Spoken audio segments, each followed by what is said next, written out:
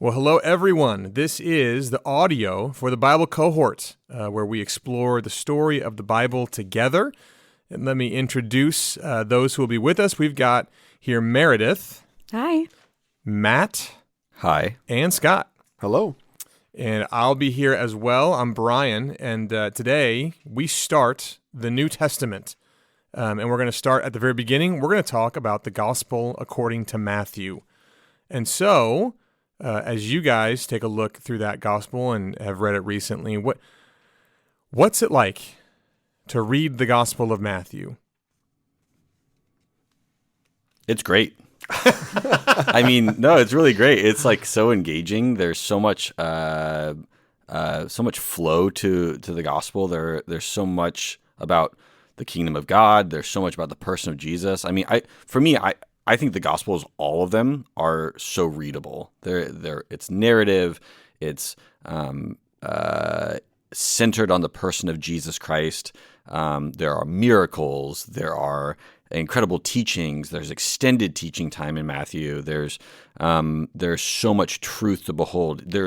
I think the phrasing of things is just so catchy at times. Things just stick with you. So, I mean, I love the Gospel of Matthew. I think I am named Matthew, so I think particularly I have a fondness for it. Is this your favorite? It's definitely top four gospel. That's why, yeah. I mean, that's what it is. But no, I mean, I think it's eminently readable, centered on the person of Jesus, extended teaching time, extended looking at the death of Christ. So much sticky phrasing and truth to hold on to. I love the Gospel of Matthew. Yeah, I love what you're saying about just the combination of teaching and stories. And if you grew up around church and you're familiar with Bible stories and some of the big moments in Jesus' life, we get a chance to read them. And it can be really fun as an adult to look at those stories, maybe with fresh eyes. Maybe you haven't been in that book in a while, and seeing how it's phrased, seeing the perspectives taken, that can be really engaging. And one of the things I love, the things that stood out to me too, are the miracles, the teaching, the transfiguration, the end, the resurrection. And when I think about that, these teachings to me are or the story is like heaven's crack open and getting a glimpse into another dimension, which is kind of weird because it's a story of a person, right?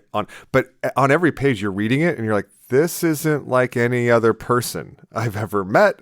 This isn't like any other person I've read about. And so it's this glimpse into not only another kingdom, but another world in beholding God come to earth. And Matthew is kind of an extended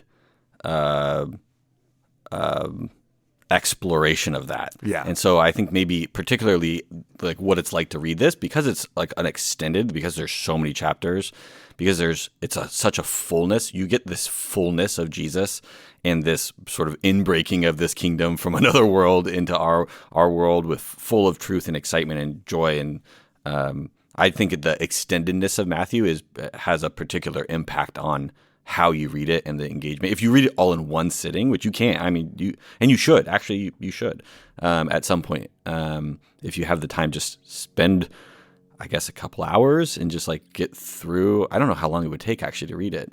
Maybe Probably like just an about hour. That. Yeah, between 1 and 2 hours. Yeah. So depending on how fast you read, but just like the extendedness of it, I think is such a beautiful aspect of this gospel in particular. Yeah, I think the Gospels, all four of them, they're a weird mix of accessible and inscrutable. Like, so the experience of reading them, on the one hand, if you've never read the Bible and you open up Matthew, you go, oh, like, there's a lot of names in the beginning. And then there's like this guy, kind of reading the story and the teachings and the words of this guy. And there's a surprise to a lot of people, I think. Like, wow, and even some of you coming from the Old Testament cohort, like, this is kind of easier reading in a way, right? Like, oh yeah, like I'm not going through like prophecy or these different genres.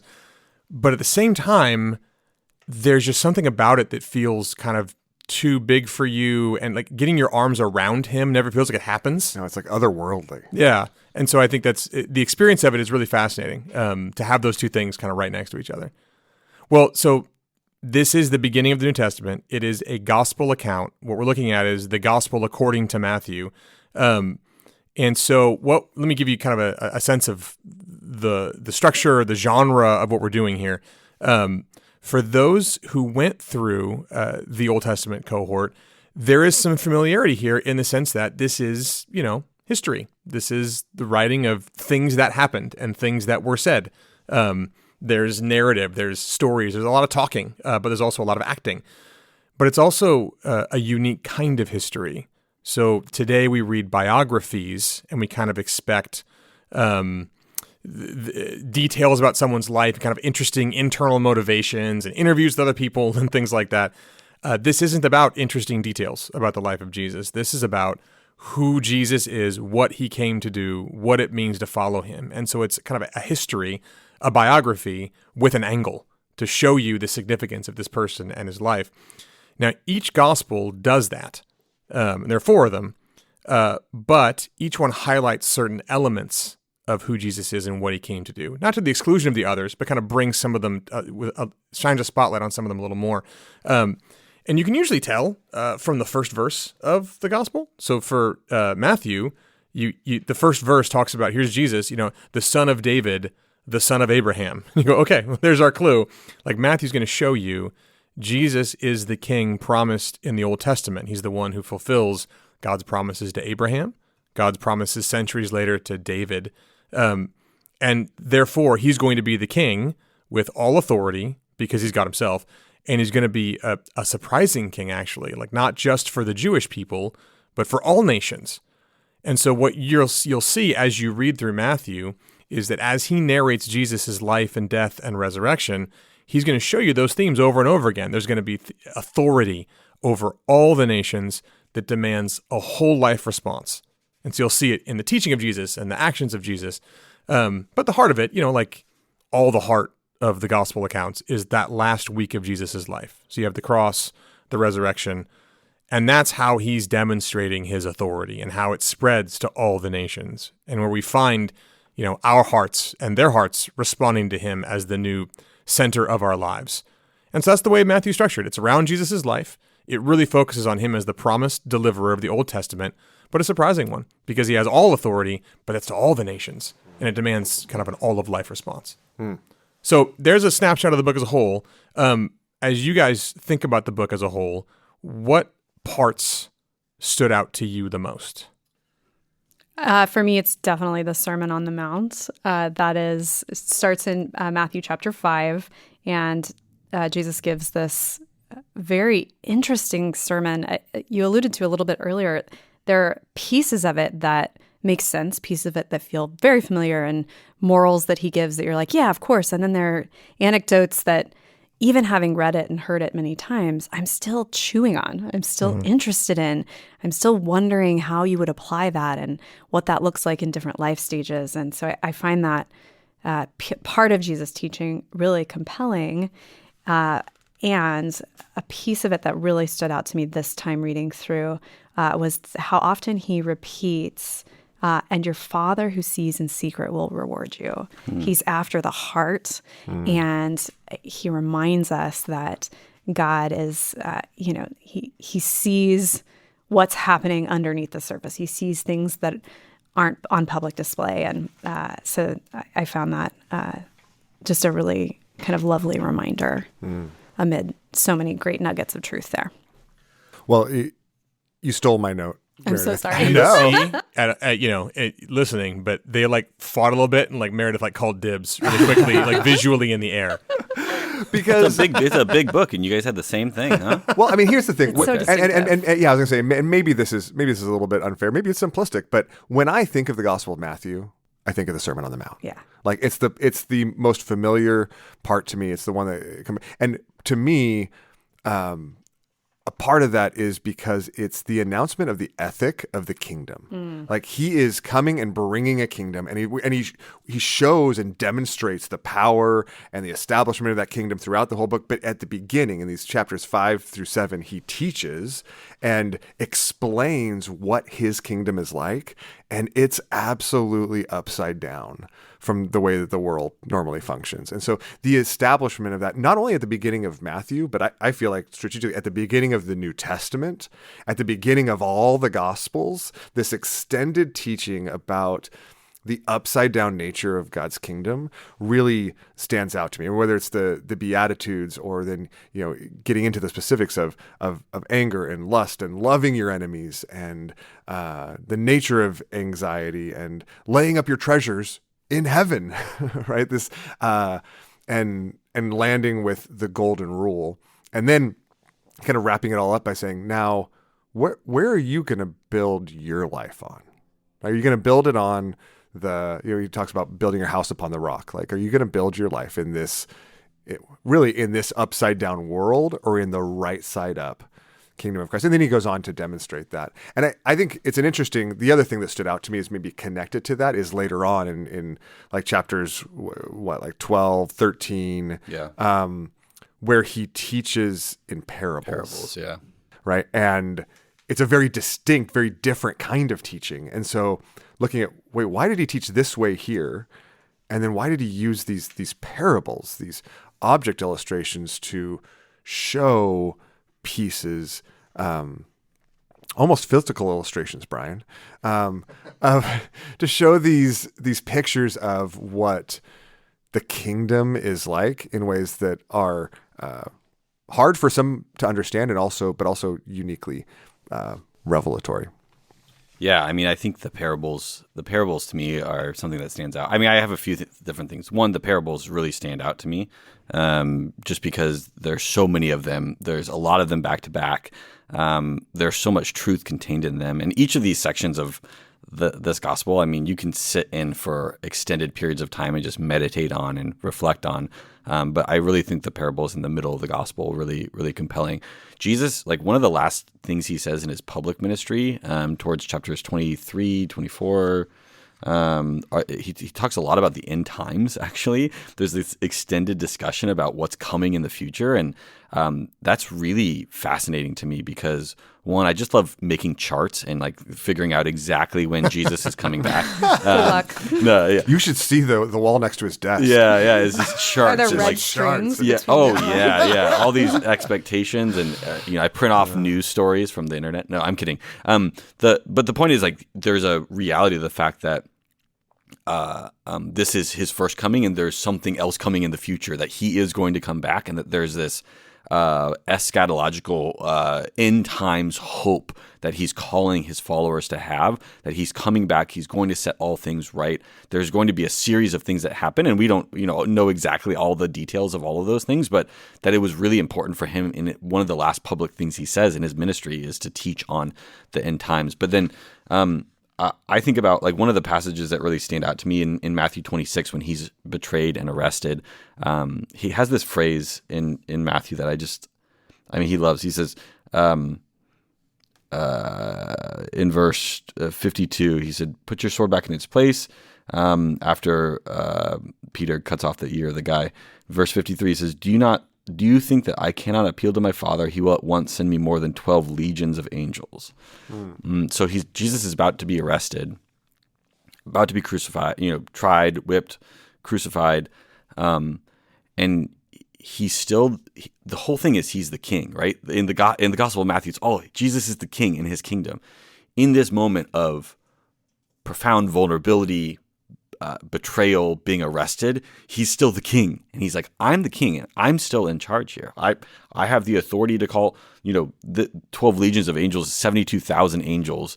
In the Old Testament, the angel of the Lord in 2 Kings 19 kills like 185,000 people, just one angel, right? So you have potentially, he's saying, I could call enough angels to kill 13 billion people, right? There's some good math. Yeah. I mean, I did the math. That was quick. Yeah. I did it previously, yeah. But the idea is, like, I'm in charge. He's voluntarily going to the cross for us. This humble king, this king of the universe, the fulfillment of these prophecies. He's the Messiah. He's here, and he's saying,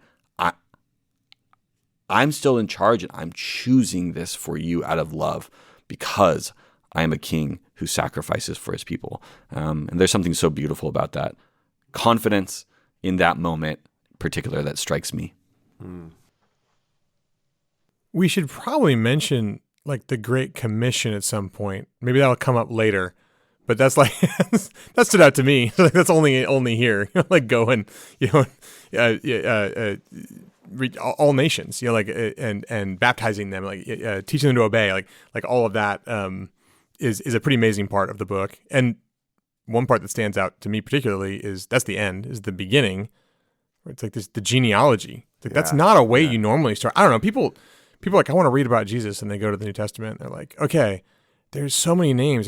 He is burying the lead.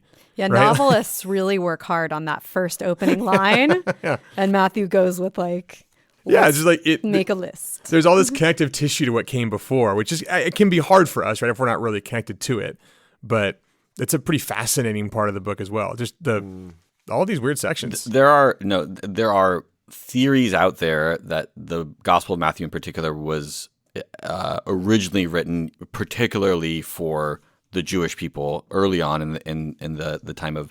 So I don't think it's true that like some people say, oh, it was written in Hebrew or other things like that. I think a lot of those things have been debunked, but there are a lot of elements here that are particularly geared towards this messianic fulfillment for people, first century Jews who are reading it for the first time, who probably are super compelled by the genealogies in ways that maybe we weren't.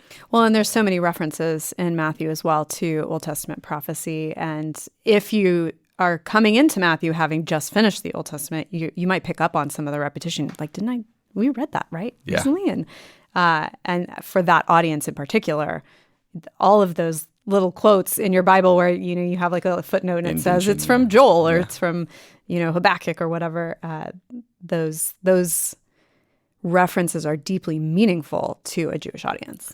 Well, and this is one of the things that stands out to me as I was reading through the whole thing. It's not just the references, the direct references. It's also these fundamental themes that like really characterized the entire Old Testament that you see anchored in this gospel. You see the road in, with the genealogy and things like that. But then not only is the teaching of his kingdom and the very nature of his kingdom, but then, in Matthew 22, he's asked, what's the greatest commandment? And he sums up the entire law and prophets, right? By saying, love the Lord your God. And calling all the way back to Deuteronomy, right? And love the Lord your God with all of your heart, soul, mind, and strength, and love your neighbor as yourself. And in that, he takes even everything he taught in the Sermon on the Mount, right? This entire, all his teaching says, actually, it's all about this. And gives us not only a way to understand the Sermon on the Mount, but gives us a way to understand all the law and the prophets and everything throughout the Old Testament. And then, like you said, Brian, at the end, his commission to, in love for God, dedicate your lives to the spread of his glory, to the baptizing and teaching and all the nations. This is that theme that we saw throughout the Old Testament too, that God, he chose his people to be a blessing to and display his glory to the nations. Like it's always been about the spread of his glory among the nations. And Matthew kind of ends with that clear call, resounding that same theme that reflects back on, particularly if you're familiar with the Old Testament, so much of the major themes that characterized it as well. And one of the things I want to say about that on the Great Commission, the fascinating part about it, he says, go therefore and make disciples, right? And you've just spent 28 chapters learning how Jesus made disciples, which is the model for the disciples to go make disciples. Basically he's saying, do what I did for you. Lead them to me. And we are inheritors of that for 2,000 years. Anyone who's listening to this who's a believer was led to Christ by someone who was led to Christ, by someone who was led to Christ, by someone who's led to Christ, the chain all the way back to those disciples sent out from Jesus in that moment in Matthew 28. And we carry on that legacy as one link in the chain ongoingly moving forward for all nations. And I mean, we also haven't talked about his death and resurrection. As the things that stand out as well. Pretty crucial part. Yeah. But I mean, I talked about his arrest. Central to that counts. Yeah. Pretty central to his message and the announcement of what kind of kingdom he's establishing and how he's establishing it. Yeah, first time you read it, like at some point that would surprise you. Like it would come as a bit of a shock that he's going to die. Yeah. And then they would come back would be even more of a shock. Yeah. What does this book teach us today? What are the lessons we can pull from Matthew that touch down in our lives, and thousands of years later. There's so many different examples. You could just kind of grab different passages and see how it connects into life. One that stands out to me, maybe that I come back to, maybe to me, one of the things that stand out to is chapter 18. Like chapter 18 is filled with incredible teaching. First of all, there's this teaching and understanding of who the greatest is, right? The disciples are asking Jesus who's going to be the greatest in the kingdom of God? Like there's still elbowing and angling for a kind of glory for themselves. And Jesus is exposing how little they understand of the true nature of his kingdom, right? Where he's the only one who deserves glory, and where this is all about him, and it's exposing. And I think that connects. I mean, that informs, really reorients our entire lives and existence that are so often dedicated to our glory, even in subtle ways. And so there's a lot there to chew on. And then later on in the chapter, he does this incredible teaching on the nature of forgiveness, and uses this parable of the unforgiving servant, which is a powerful illustration of not only just how little of God's glory that we understand, but how little of his forgiveness we comprehend. That when we are unwilling to, the parable of the unforgiving servant, the takeaway is that when we are unwilling to forgive, it's because we have not comprehended what we have been forgiven, and that hasn't transformed and changed our lives. And so the implications of that are manifold and also in application oftentimes very complex. And so I don't mean to simplify that, but those are places where you go and you sit and you meditate on this teaching and the nature of the kingdom, and it changes you from the inside out.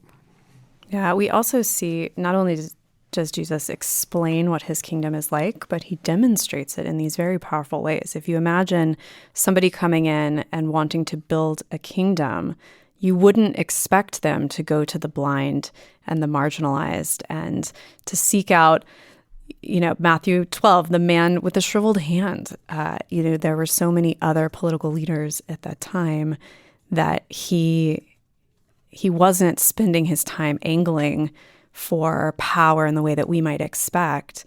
He's modeling a life of serving, of humility. And so we learn from him in his words, and we learn from him also in watching how he treats people and who he spends time with and what he prioritizes with his time. Yeah, I think that's the thing that stands out. I come back over and over again to Jesus as king and his kingdom, and the kingdom that he both teaches and demonstrates is this just so upside down to the world that we live in. It's like the invitation of Christ, the invitation of following Christ, the invitation of being a Christian, the invitation of believing and trusting in the gospel is an invitation into a kingdom that is so different than everything and anything we experience in this world. It's upside down. It is a kingdom that is with the poor and needy. It's a kingdom that doesn't fight for power the way that everyone in the world does. It's a kingdom that doesn't demand its own way the way that all of the teaching, all of the model of the life of Christ, the death of Christ for us, the sacrifice of the King, the upside downness of the kingdom demonstrated in this gospel is extremely profound, and I think really extremely relevant for us today as we try to live out that kingdom in an upside down world. Yeah, I think you see a lot of what Scott mentioned earlier. It's fascinating to me that it starts with a Jewish genealogy and it ends with "Go into all the nations." And I think there's a really powerful testimony in Matthew to us today of what it means to be inheritors of that call. Matt brought it up earlier. I think I just kind of want to highlight it as a lesson, or as a way it actually affects our lives today, because to be inheritors of that passing on of that commandment, in all the significance that it had for those people, and then those people who, at some level didn't know if they were included. I mean, the guy that wrote this was Matthew, the tax collector, who kind of felt like an outsider, even though he was, a Jewish person. The idea that we got brought in with all that same significance, and that it's part of our role to continue to pass that on, is a lesson you kind of can't hear enough. So one of the questions we asked in the Old Testament cohort at the end of each recording was, how does this book connect us to Christ? Now, that's a little different when the book is a gospel account of the life of Christ. You feel very connected just by reading it. Nevertheless, what we would do in answering that question was typically talk about, how does this book show us Jesus as the center of the gospel, as the one who provides what we need, as the one who is the one we were waiting for, as the one who gives us access into God's presence, as the one who everything built up towards. And so at some level, the question still makes sense in light of the gospel story about Christ. How does this story about Jesus's life, he said this, he did this, then this happened, how does that point you to him as a person, especially in terms of his saving work for us? Well, I think that in one sense, we're ultimately going to want to talk about, this is maybe where we want to talk about his death and resurrection and how everything is really leading to and going towards that. I think maybe to take a step back behind that, maybe before we get to that, it's helpful to think or to recognize that this is a gospel account. It might sound a little bit obvious, but it's not a biography. It's not a biography a classic biography in the way that we think of biographies, and I think sometimes that's where people struggle, because they're like, oh, okay, I get this. This is a biography, and then they read it and they're like, well, it doesn't quite function like that. Like, wait, what's going on here? And by a gospel, what I mean is that the whole point of the book is the announcement of the good news of the kingdom, right? So it's about this. It's the story of Jesus's life, but the purpose of it, because the purpose of Jesus's life was the announcement of the good news of the establishment of his kingdom on earth. That's not only the point of his life, but that's the point of this book. And I think when we can see it as such, when we understand it as a unique type of literature in that sense, it helps us to understand how this points us to Christ, not just in the fact that it tells us the story of his life. That would be a biography. It tells us the story of his life in accomplishing the announcement that he came to announce and bring as well.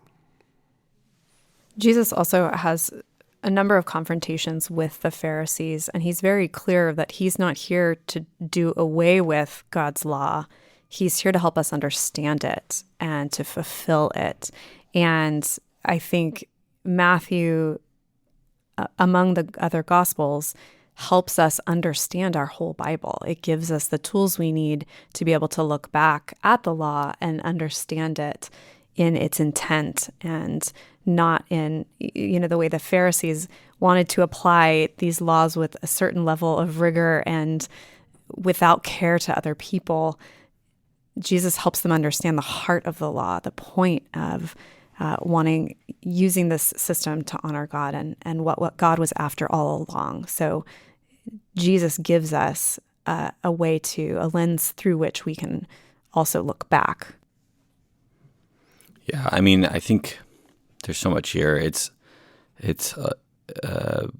one of the things that stands out to me is how often Jesus is a humble king, but he does not shy away from pointing everyone to himself.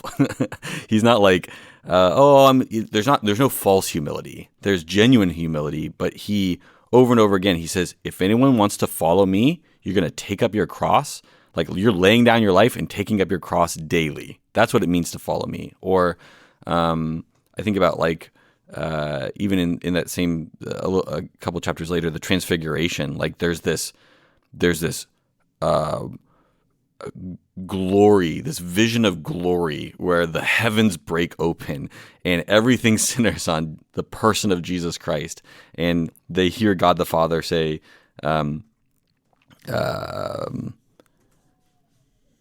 this is my beloved Son, with whom I am well pleased.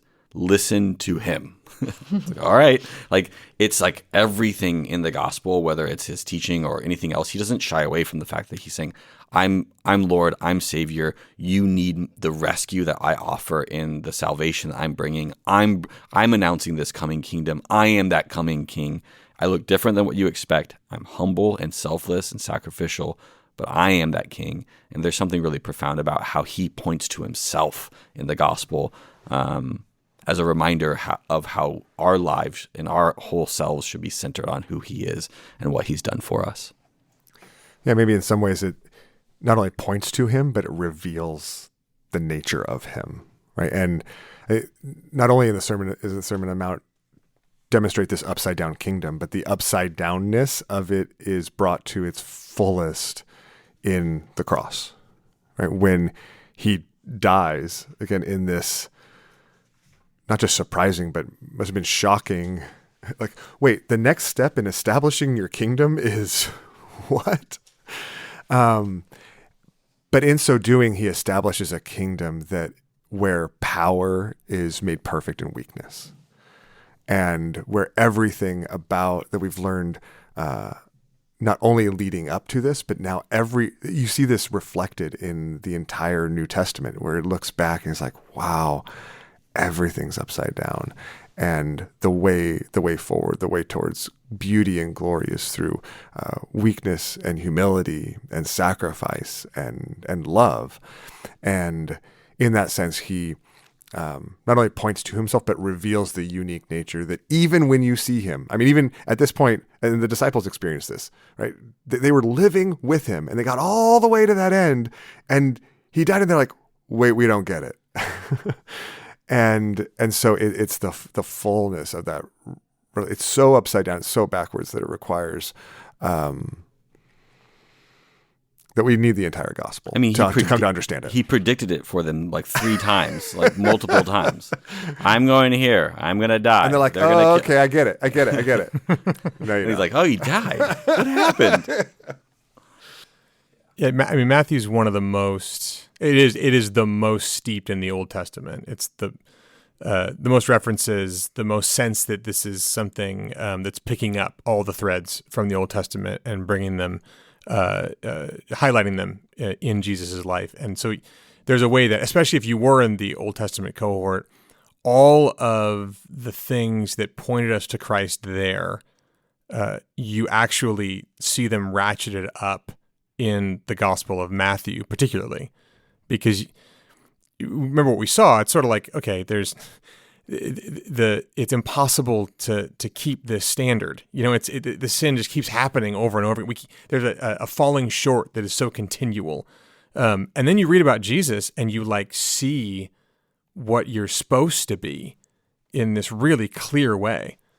Here's what we're supposed to live like. Here's the Sermon on the Mount. Here's someone who does it.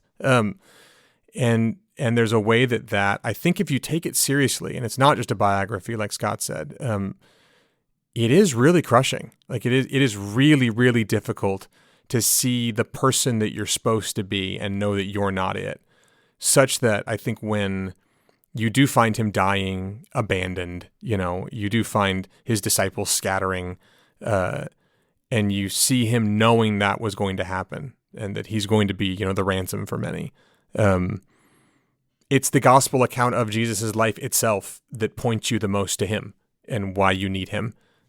It's him that shows you your need for him, and then it's him that gives you himself. And there's just a lot of beauty there. And hopefully your chance to read, whatever parts of Matthew you read, whatever plan you picked, gave you that sense that this is a book about Jesus, that he is who you need to be in a sense, but then simultaneously he gives you himself by grace through the cross and the resurrection. So it's a beautiful thing we get to do. I hope this reading has been a blessing to you and that we've given you even more things to think about, even more ways to enjoy Scripture. This is the Bible cohort where we're learning the story of God. We've come to Jesus Christ, the center of that story, and where we realize that we're a part of that story too. So we'll see you next time.